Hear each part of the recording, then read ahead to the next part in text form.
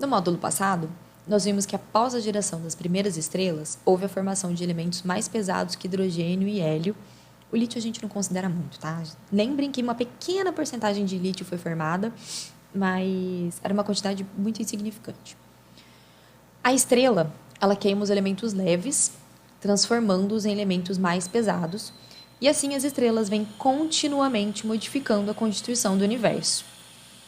Então, se estudarmos estrelas formadas em tempos e posições diferentes do universo, nós conseguiremos reconstruir como a composição do universo mudou ao longo do tempo. É com base nesses estudos que foi feito aqueles gráficos que eu mostrei para você das diferentes composições do universo em 3 diferentes tempos. Tá? Nesse módulo, nós vamos entender como que a maior parte dos elementos químicos que nós podemos observar hoje em dia é originada em processos que ocorrem no interior das estrelas, ou seja, processos de nucleossíntese estelar, em que a transformação de um elemento em outro é um subproduto da geração de energia pelas estrelas. Então, as estrelas são formadas a partir de uma nuvem de gás disponível em determinado tempo e espaço do universo. Então, a superfície da estrela vai refletir a composição do gás de sua formação. A energia de uma estrela vem de reações nucleares exotérmicas que ocorrem em seus núcleos. Tá? Então, a luminosidade das estrelas vem de processos de fusão nuclear, em que átomos mais leves são fundidos para fazer átomos mais pesados.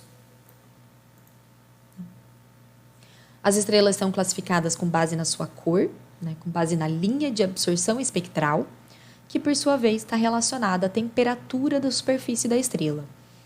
As temperaturas da superfície são muito mais baixas que as temperaturas estelares de núcleo. Tá? Então, aqui do quente ao frio, a classificação é com base nessas letras, né? O, B, A, F, G, K e M, com subclasses designadas por números. A gente aprendeu um pouquinho isso no ensino fundamental, né? Quando a gente vê que a estrela da nossa galáxia, né? A da Via Láctea, é o Sol, e é uma estrela G, né? Uma estrela de quinta grandeza. O Sol, tá? O nosso Sol, é uma estrela comum em quase todos os seus aspectos, tá? Não tem nada que se sobressaia sobre ele, a não ser a importância que ele tem para a nossa vida. Tem uma temperatura aí de superfície de cerca de 5,5 mil graus Celsius e uma temperatura central considerada e estimada de 15 milhões de graus Celsius. Essa classificação, tá, de classe espectral de estrela é feita com base no diagrama de Hertzsprung-Russell, tá, que é um gráfico de distribuição que mostra a relação entre a magnitude absoluta, tá, ou a luminosidade, versus o tipo espectral ou a classificação estelar, tá, e a temperatura efetiva. Esses diagramas não são quadros, tá, ou mapas de localização de estrelas. Em vez disso, eles colocam cada estrela indicando a sua magnitude absoluta ou brilho contra a sua temperatura e cor. Eles também são chamados pela abreviação diagrama HR, tá? Só porque o nome Hertzsprung é um pouco difícil de falar, né? Ou HRD. Tá? Eles foram criados aí por volta de 1910 por Einar Hertzsprung e Henry Norris Russell e apresenta aí um passo importante no entendimento da evolução estelar. Tá? Então, esse gráfico ele relaciona aqui a classe espectral, né, com a temperatura e a luminosidade. Deixa eu apagar. Então, nós temos a luminosidade aumentando no eixo X, de baixo para cima. Tá? Então, as estrelas aqui de baixo são estrelas menos luminosas, no topo são mais luminosas. Tá? E a temperatura aumenta aqui no eixo Y, da esquerda para a direita. Então, no começo aqui na esquerda nós temos estrelas mais quentes e aqui na direita estrelas mais frias.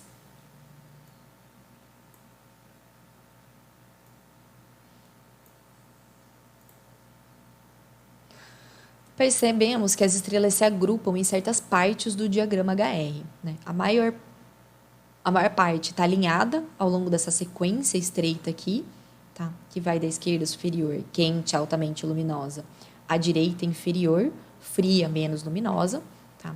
E essa faixa de pontos aqui é chamada de sequência principal. Ela representa uma relação entre temperatura e luminosidade seguida pela maioria das estrelas, tá? Podemos resumir essa relação dizendo que estrelas mais quentes são mais luminosas do que mais frias. Do que as mais frias, desculpa. Tá? Várias estrelas, no entanto, tá, estão acima da sequência principal, no diagrama HR, tá? Na região aqui superior direita, né, onde as estrelas têm baixa temperatura e alta luminosidade.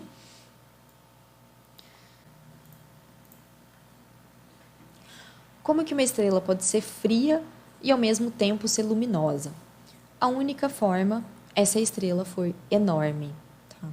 A única maneira disso acontecer é ter tantos metros quadrados em sua superfície que a produção total de energia ainda é muito grande.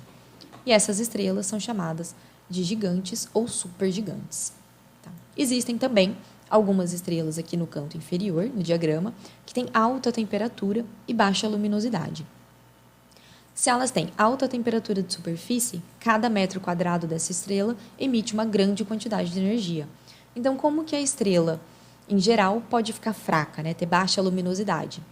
Isso acontece porque tem uma área de superfície total muito pequena. Então, tais estrelas são conhecidas como anãs brancas.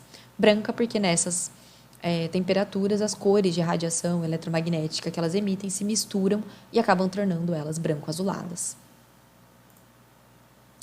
Esse diagrama aqui simplificado, tá? É um diagrama HR simplificado para mostrar aqui agora as regiões de cada classificação e ela mostra a evolução da vida de uma estrela.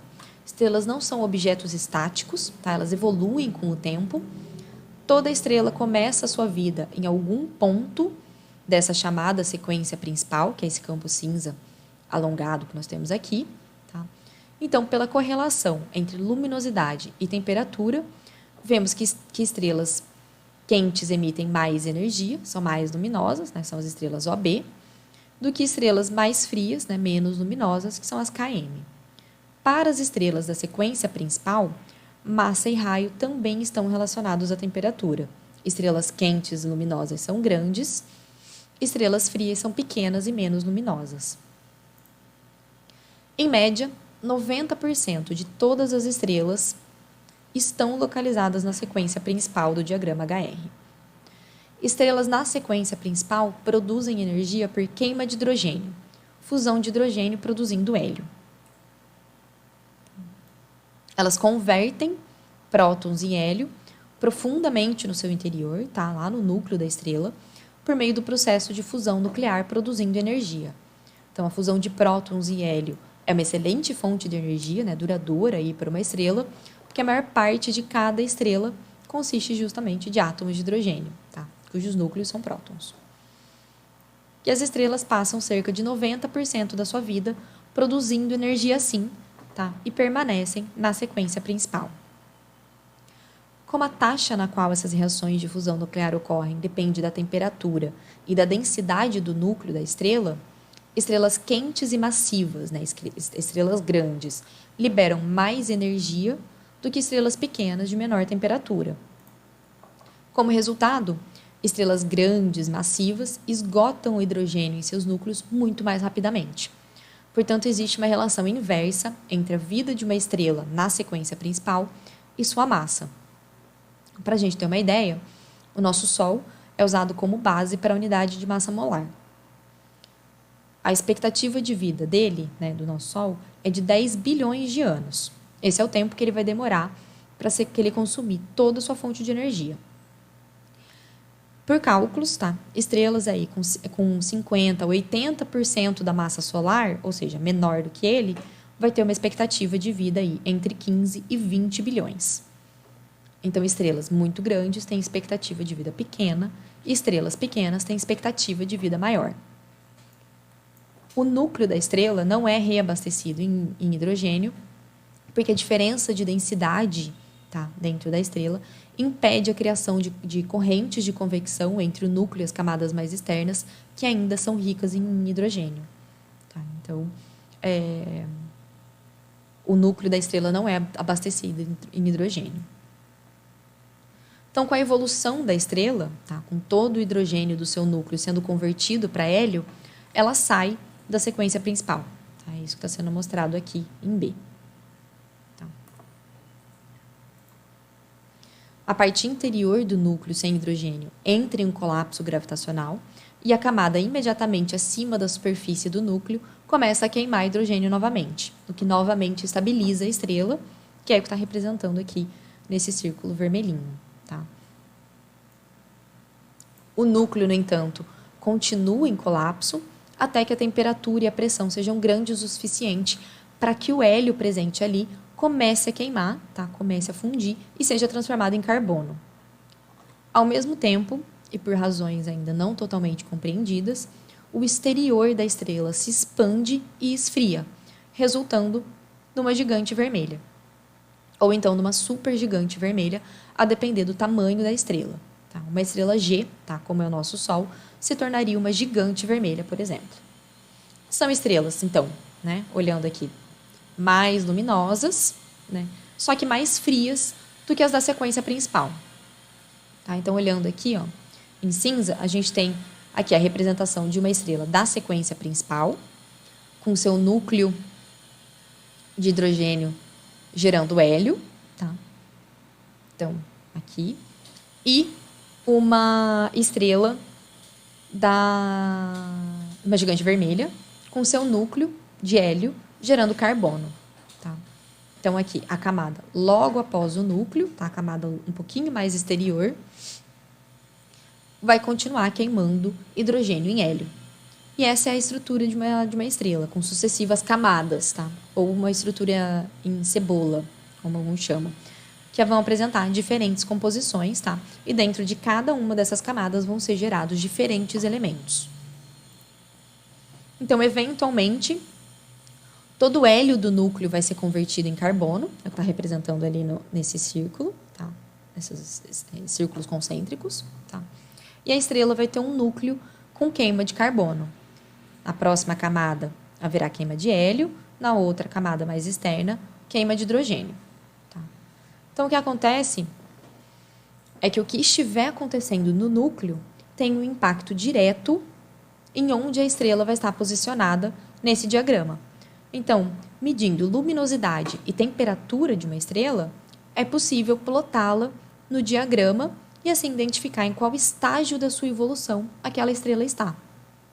E isso nos diz o que está acontecendo no seu núcleo, qual a fusão acontecendo, qual elemento está presente.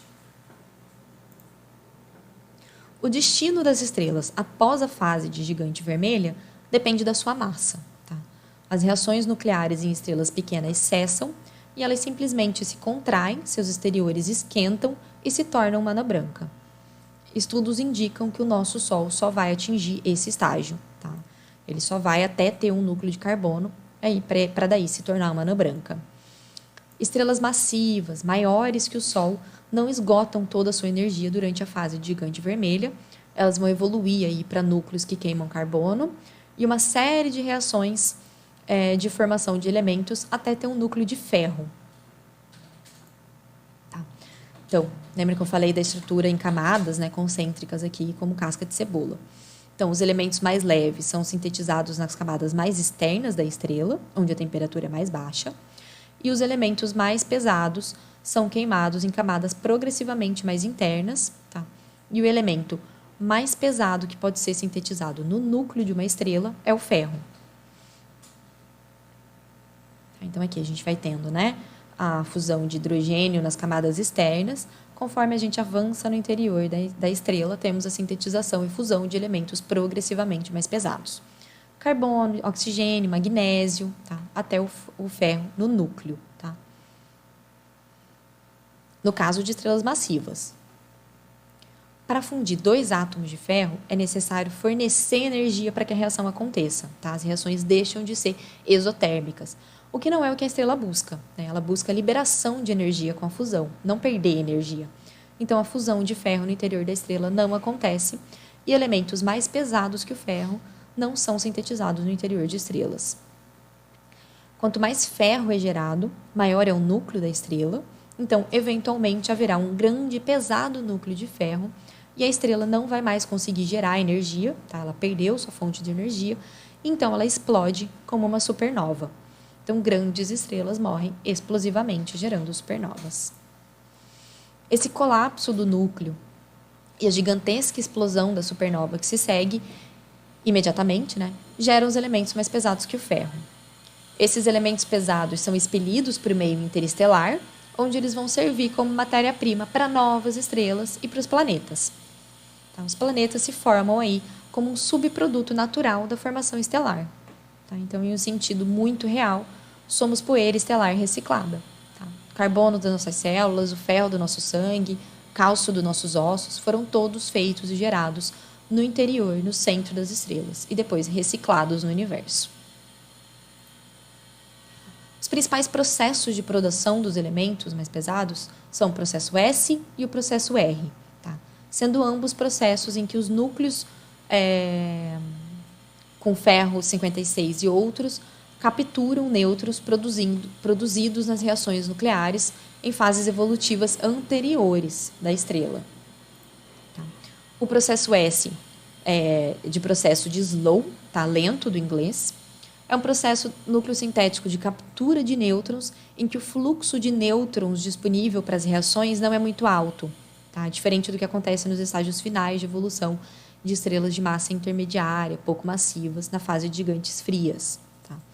Esse processo é denominado lento porque ocorre em escalas de tempo longa com relação ao tempo de decaimento beta. Com a captura de um nêutron e a liberação de um elétron, o número atômico aumenta, tá? Isso vai se repetindo esse processo até a formação de um novo núcleo estável. Nesse caso, um núcleo semente, tá, como o ferro 56, pode capturar nêutrons em sucessivas reações nucleares, formando elementos como cobalto, níquel, cobre, zinco, tá, indo aí até o bismuto do 209, tá, que tem aí um número atômico de 83. Tá. No sistema solar, os elementos ítrio, bário, estronço, zircônio, lantânio, césio são produzidos principalmente por esse processo. Aí eu trouxe aqui uma pequena seção de um gráfico de nuclídeos, em que a gente vê nêutrons no eixo X e elétrons e prótons, no eixo Y. Tá? Esse é um segmento que representa aqui, né, prata, cádmio, índio, estanho e antimônio. Tá? E a gente vai usar esses elementos aqui para explorar o que acontece com núcleos em ambientes estelares, onde eles são bombardeados por nêutrons livres. Então, se a gente pega e adiciona um nêutron aqui, a prata, tá? Com uma massa de 109, e quando eu digo massa, isso significa que o número de nêutrons e prótons combinados é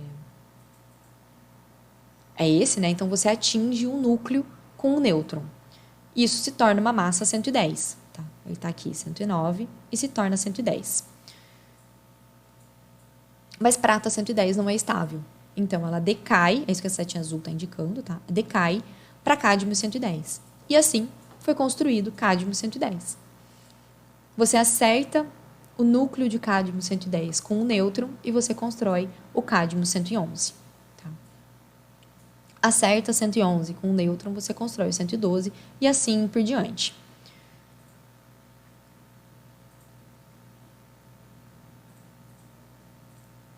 Esse processo, então, né, resulta simplesmente na adição de cada vez mais nêutrons aos núcleos existentes. Mas isso não explica a existência aqui de cádmio 116, por exemplo. Tá? Porque a gente vê que tem aqui uma lacuna, tá? Do cádmio 115, não é estável, e ele decai aqui para índio 115. Tá? Então, para explicar essa existência de cádmio 116, deve acontecer por outro processo. Para todos os demais elementos, além do bismuto 209, é necessário esse outro processo, que é o processo R. Tá? A fim de passar essa barreira onde você tem um núcleo instável que irá naturalmente decair para outro elemento, você tem que ter um número tão rápido de nêutrons, tá? No ambiente bombardeando os núcleos já formados, que aí acaba sendo chamado de processo R, que vende rápido. Tá? Então, embora o cádmio 115, né, continuando aqui o nosso exemplo, seja instável, se você conseguir atingi-lo antes que ele decaia, tá, com um nêutron, você forma o cádmio 116. E o cádmio 116 é estável. Uma vez que você o tem, né, ele não se deteriora, e assim são sintetizados os chamados de nuclídeos ricos em nêutrons, pelo processo R, né, como eu falei, onde R se refere a rápido. Tá? É um rápido processo de nucleossíntese. Esse processo está associado essencialmente a eventos explosivos energéticos, tá? Então, caracterizando aí, portanto, a nucleossíntese explosiva, tá? Onde você tem esses fluxos maciços de nêutrons como resultado da explosão de estrelas. Os elementos produzidos no processo S podem também ser formados no processo R, mas o processo R alcança mais rapidamente esses números atômicos mais altos. Alguns elementos, como rubídio, praseodímio, neodímio, são produzidos de maneira semelhante por ambos os processos. A formação de európio, disprósio e samário são devidos essencialmente ao processo R. Tá? Então, o processo SP não aumenta o número atômico do elemento, somente o número de massa, criando assim os isótopos. Quando a acreção de um nêutron cria um isótopo muito estável, rapidamente tem um decaimento beta, tá? Onde o núcleo instável se transforma em outro núcleo mediante a emissão de uma partícula beta, que são aí elétrons de alta energia ou pósitrons emitidos de núcleos atômicos. Tá? E isso vai alterar o número de próton e o número de nêutrons desse núcleo. E assim vão sendo formados elementos com diferentes números atômicos. A gente não explicou ainda elementos que estão no lado esquerdo aqui desse diagrama, tá? Os isótopos como estânio, que são isótopos ricos em prótons, tá? Ou núcleos pobres em nêutrons. Esses são formados por um processo chamado de nucleossíntese de processo P, tá? No qual você tem um próton livre em ambiente estelar, você constrói um inventário de núcleos ricos em prótons da mesma forma que você constrói núcleos ricos em nêutrons, tá? Por colisão e absorção. Tá? E esses são os principais processos formadores, tá? Núcleos sintéticos, tá? Que são formadores de elementos químicos.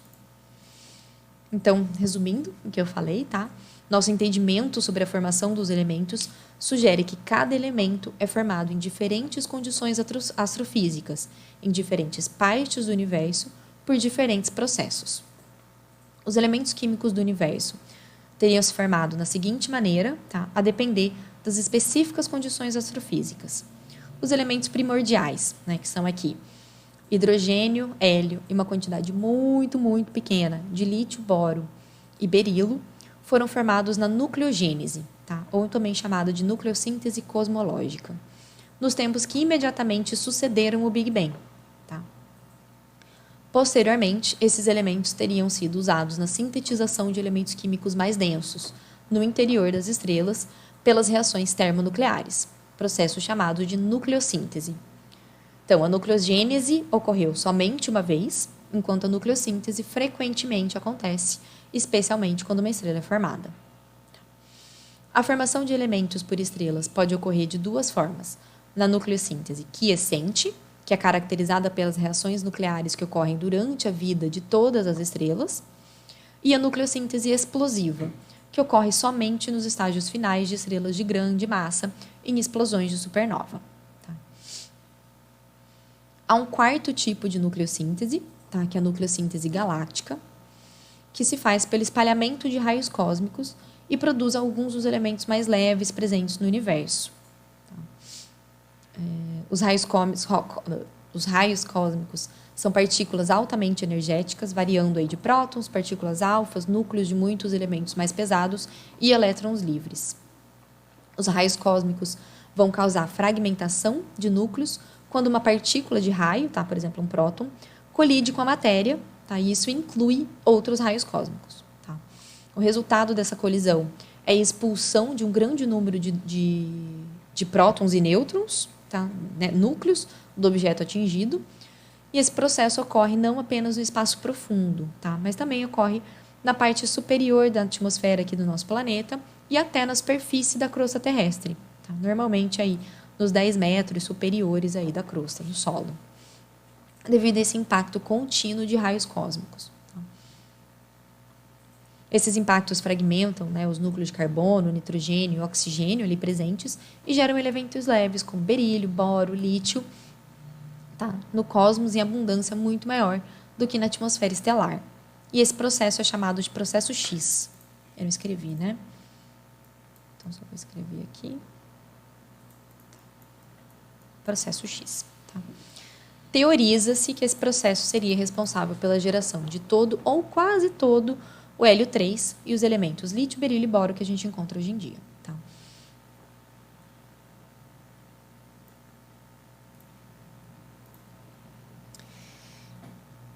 E com a evolução, tá, o acúmulo do conhecimento sobre a distribuição dos elementos no universo, tá, percebeu-se aí, a partir do estudo de estrelas formadas, né, em diferentes tempos, diferentes idades, que as abundâncias dos principais elementos químicos têm uma distribuição surpreendentemente semelhante, seja nas estrelas, nas nebulosas, nas galáxias.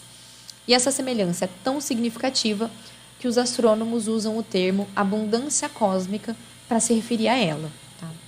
Esse é o gráfico da abundância dos elementos em relação ao seu número atômico e ele mostra outras informações interessantes.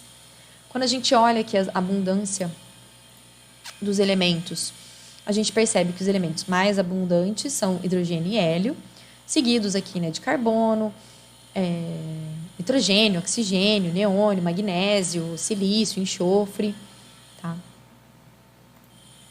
E percebe que para os elementos de número atômico maiores, as abundâncias são mais altas, né? E aí tende a decrescer conforme aumenta o número atômico, tá? Com exceção aqui do ferro 56. Olhando o gráfico de abundância, então a gente percebe que essa decrescência, né, segue um padrão serrilhado, onde elementos de número atômico par, tá? Oxigênio, silício, ferro, apresentam uma abundância maior que os seus elementos de número atômico ímpar vizinho. Tá? Mostrando aqui em mais detalhe, né, com mais elementos, tá? Nesse outro gráfico, a gente vê melhor esse padrão serrilhado. Tá? Isso é chamado de regra de Odo-Harkins, tá? Que são dois químicos, um italiano e um americano, que empiricamente postularam que um elemento com número atômico par, carbono 6, por exemplo, é mais abundante do que os átomos dos elementos com os números atômicos ímpares adjacentes, né, que seria o boro e o nitrogênio. Isso porque um nuclídeo vai ser mais estável se contiver um número par de prótons, né, ou nêutrons.